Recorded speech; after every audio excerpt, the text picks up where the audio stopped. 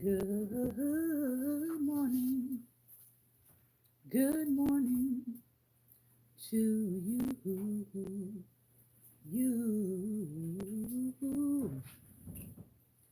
Good morning to you.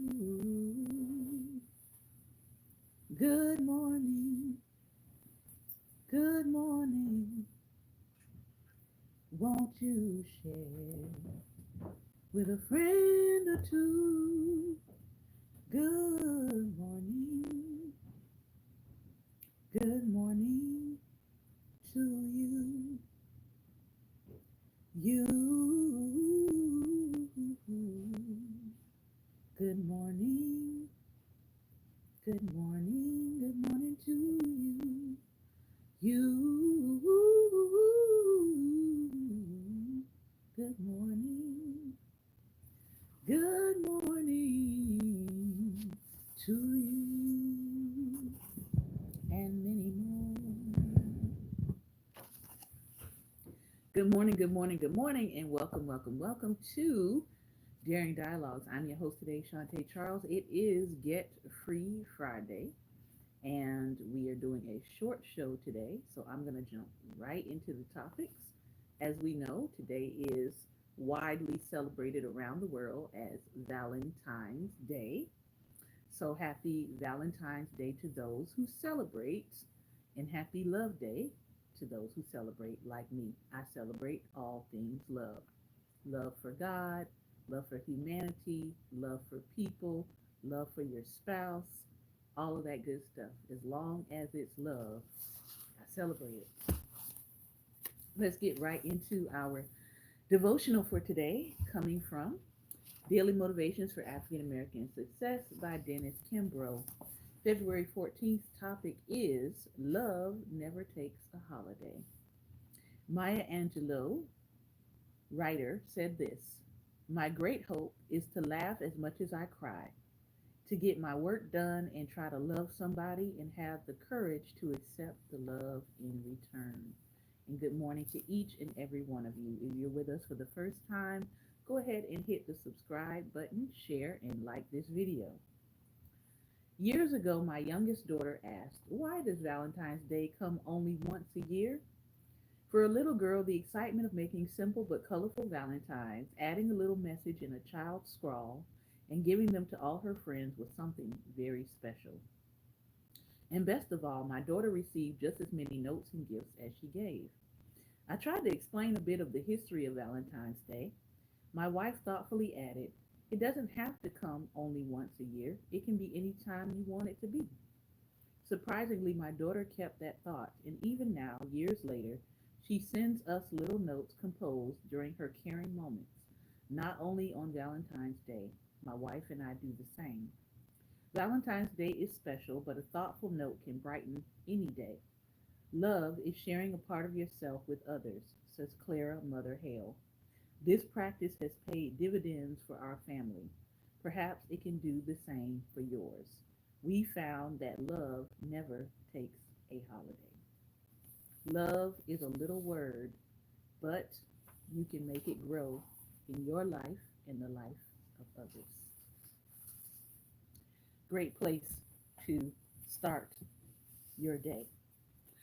All right, we are back in our Black History study, and we are reading from I Can't Wait to Call You My Wife, African American Letters of Love and Family in the Civil War Era.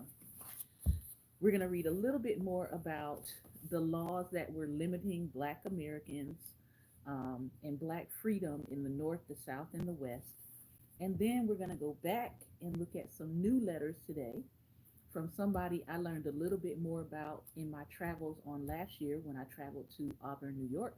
And I learned about the work of William Still along with Harriet Tubman with the Underground Railroad, and getting people from uh, Philadelphia, Pennsylvania, and New York all the way up into Canada. Harriet Tubman has her home estate grounds in Auburn, New York, and you can actually tour those grounds. And there is a museum dedicated to her on the property, and a gentleman who gives the Harriet Tubman tour of the properties on the ground, and then he gives a very historic tour in the education center that's there, and he really kind of digs into the story of William Still. But we're going to read some of the letters that were written to Mr. Still. Okay. Laws limiting black freedom in the North, South, and West were integral to the legal system of racial subordination. They preserved the fiction that people of African descent were morally and intellectually inferior to Europeans and European Americans. To admit free blacks into the body politic would be to remove the justification for slavery. The ideology of white superiority justified inequality, asserting that black people had no right to become equal citizens and benefit economically, politically, or socially from the rights and privileges defined in the Constitution. Now, what I've read for you sounds like something we are right now dealing with, because we are. The very idea of a free black person challenged not only racial ideology, but also slavery itself, contradicting slaveholders' insistence that all blacks must be controlled and contained. As one Virginia legislator explained, if blacks see all their color as slaves, it will seem to them a disposition of providence, and they will be content. But if they see others like themselves free and enjoying the rights they are deprived of, they will repine. So they knew this. And again, I'm going to continue to say that these color lines and these color designations were not created by us. But now you have people trying to say that we are always making it about race, when literally in their law and in their understanding, they understood the lines that they were creating. Free people of color not only gave the lie to the belief that blacks were physically and intellectually fit only for slavery, but also to the idea that because of their supposed deficient intelligence, black men and women could not survive independently of whites. They had a lie going that we need to keep them enslaved because outside of us, they will not be able to survive independently. Well, these black leaders who became readers and scholars and all of these other things were disproving that. And we can't have that. Black dependency was a critical element in the racial justification for slavery. If freed according to racial ideology, African Americans would just starve because they could not take care of themselves. They would return to savagery because of their innate licentious natures. These were the lies that they told themselves. Thus, to be free in black was antithetical to pro slavery propaganda. You can't have free, intelligent Negroes around here because then your propaganda of why they were enslaved in the first place is not going to continue to work. State laws and racial ideology contain multiple paradoxes. If people of African descent were intellectually inferior, it would have been unnecessary to deny them access to education and jobs requiring skills beyond menial labor. Instead, as in the North, either laws or policies prevented most Southern free blacks from becoming literate. Racial ideology and the laws, policies, and customs enforcing it protected the economic interests of all those who benefited from slavery, including merchants, investors, banks, insurers, the maritime industry, domestic slave traders, the illegal transatlantic slave trade centered in New York City, and all the middlemen, such as textile owners and factory workers in the Northeast and Britain. Discriminatory laws also benefited ordinary white Americans and the immigrants pouring into the country in the 1840s and 1850s. European immigrants quickly learned the extent to which race determined your basic rights and embraced the idea of white superiority as integral to assimilating into the new nation. So immigrants who come here understand that in order to quickly assimilate, you have to take on the ideology of white superiority. And in many times, if you have the appearance of whiteness, you're also erasing your own cultural norms and mores in order to take on those notions. Hmm. Yeah. Popularized by the 1850s, racial ideology was now supported through scientific, quote unquote, scientific evidence proving the natural superiority of all those of European descent and the innate inferiority of all others. Although their rights were circumscribed in multiple ways, Northern free blacks, sometimes at the risk of their lives, could and did exercise the right of free speech. They consistently protested from the late 18th century onward through speeches, through petitions, through newspapers, in various organizations, including black conventions. So, where does the black convention come from? It wasn't just a time of getting together and having a good time. Those black conventions were a form of protest, a form of asserting your right to be human and black. From the 1830s into the late 19th century, black activists held conventions to discuss strategies for developing black institutions and gaining equal access to jobs, education, housing, the right to testify in court, and the franchise for black men. Most early conventions also focused on the need for a black press so that their views could be expressed in their own words. They were determined to live their lives with purpose and hope in spite of tremendous constraints. And let's make sure this is all the way up. All the way up. All right. So hopefully everybody can hear me well. All right, so I'm going to go now to some of the letters that were written to William Still, who was helping people in Underground Railroad moving upward into Canada. Let me put a little tag here. This letter comes from Emma Brown, a 45-year-old fugitive from Petersburg, Virginia. I know exactly where that is. Notifies William Still of changing her name from Mary to Emma, reports her safe arrival in Toronto, and asks him to write to her husband, who was planning his escape, after paying a ship captain $100 to take Mary to the Philadelphia Vigilance Committee office. Mary had delivered 15 children. Four of them were sold away. One remained enslaved in Petersburg, and the rest were dead. Toronto, Canada, March 14th, 1855. Dear Mr. Still, I take this opportunity of addressing you with these lines to inform you that I arrived here today and hope that this may find yourself and Mrs. Still well, as this leaves me at the present. I will also say to you that I had no difficulty in getting along. The two young men that was with me left me at Suspension Bridge, Niagara Falls. They went another way.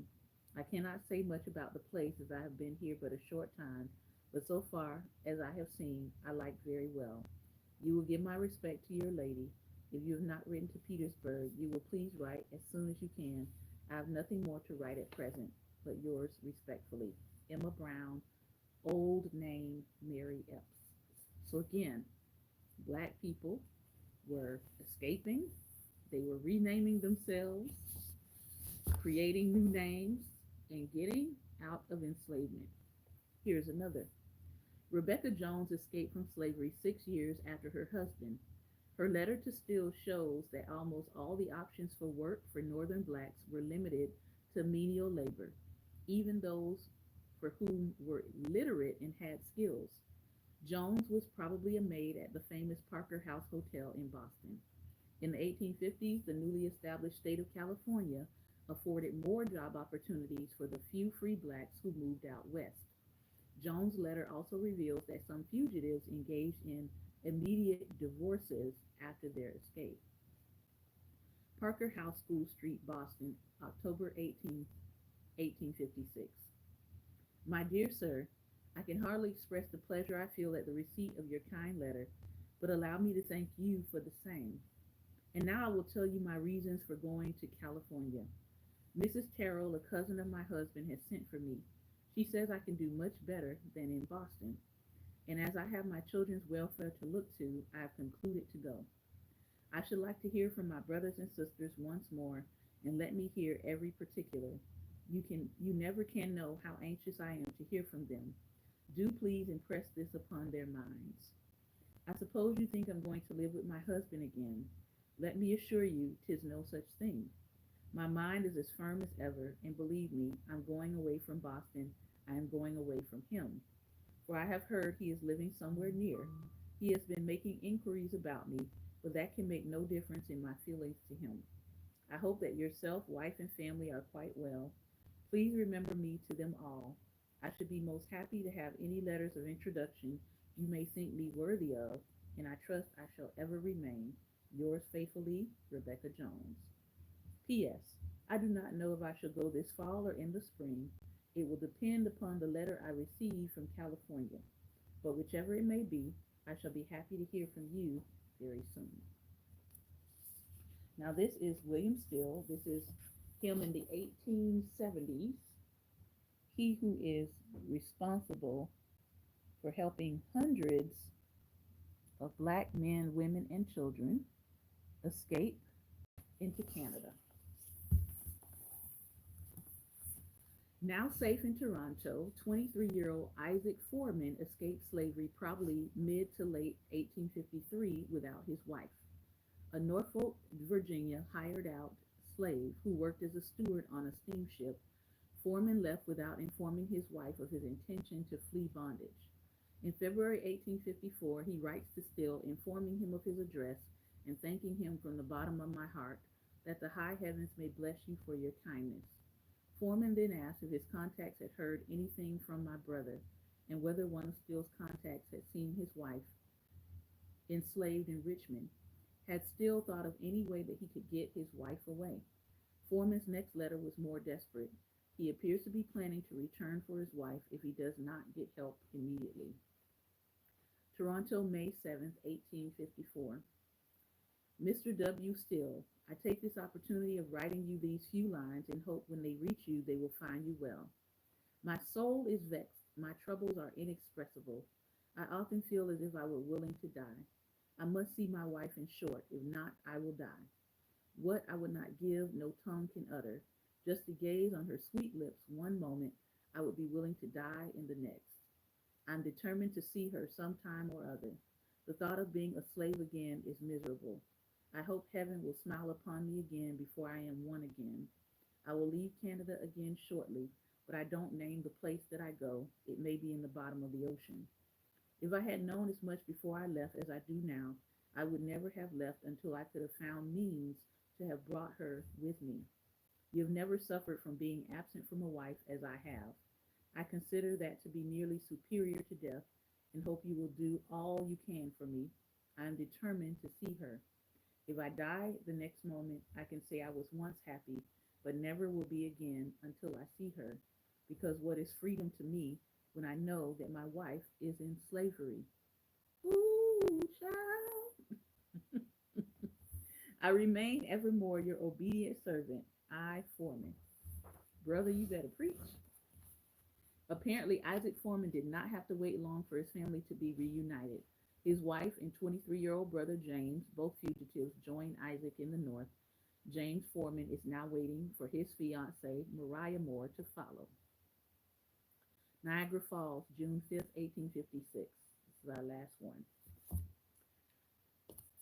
Mr. Still, sir, I take my pen in hand to write you these few lines to let you know that I am well at present and hope these few lines may find you the same.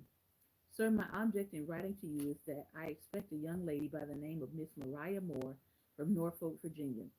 She will leave Norfolk on the 13th of this month in the steamship Virginia for Philadelphia.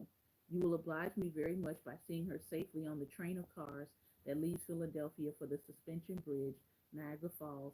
Please to tell the lady to telegraph to me what time she will leave Philadelphia so I may know what time to meet her at the Suspension Bridge. My brother Isaac Foreman send his love, also his family to you and your family. They are all well at present. I remain your friend, James H. Foreman. when you telegraphed me direct to the International Hotel, Niagara Falls, New York. Later, Foreman, whose father is apparently already living in Canada, notifies William Steele of Mariah Moore's safe arrival and their marriage. I take this opportunity of writing these few lines to you, hoping that they may find you enjoying good health as these few lines leave me at present. I thank you for your kindness.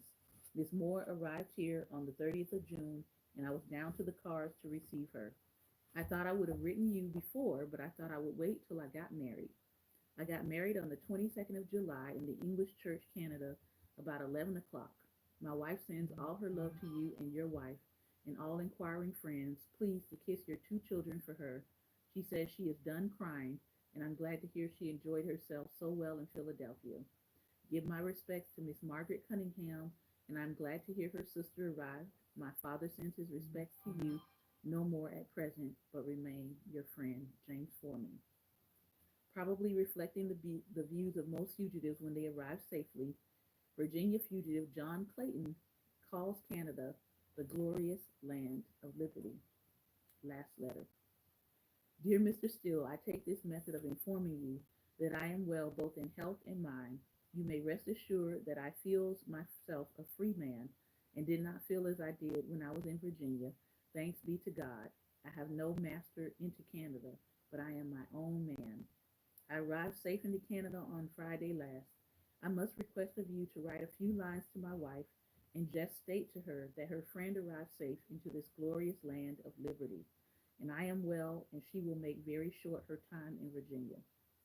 Tell her that I likes her here very well and hope to like it better when I gets to work.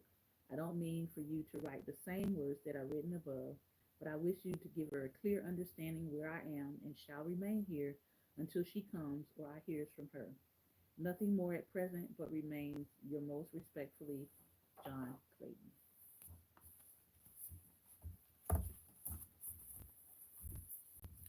I don't know about you, but as I have said before, when I lived in Virginia, I still do ministry there, but when I lived in Virginia, Virginia felt like 1619 when I lived there. It literally felt like enslavement when I lived there.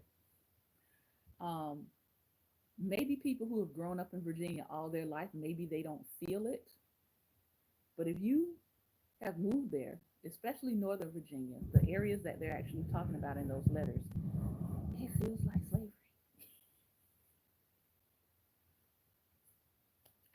I don't know what else to say. It feels like slavery there.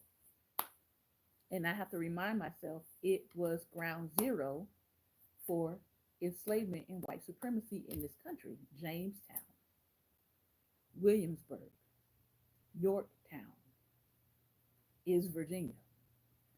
Um, and so I find it very interesting that they call Canada the glorious place of liberty. And guess what? Our country right now is trying to do some things against Canada that is not so cute. But Canada, you glorious place of liberty, you continue to be a glorious place of liberty. This is what I wanted to share today. I hope you have a fantastic day of love. If you want to join us for the talk back, you can join us over on Instagram. Handle there is at Daring Dialogues, all one word. I hope you have a great and wonderful weekend. We'll be back for our Sunday dialogue here on YouTube at 2:30 p.m. Eastern Standard Time. If you want to join us over the weekend, we'll be here. Take care, be well, and most importantly, be light. Go love somebody today.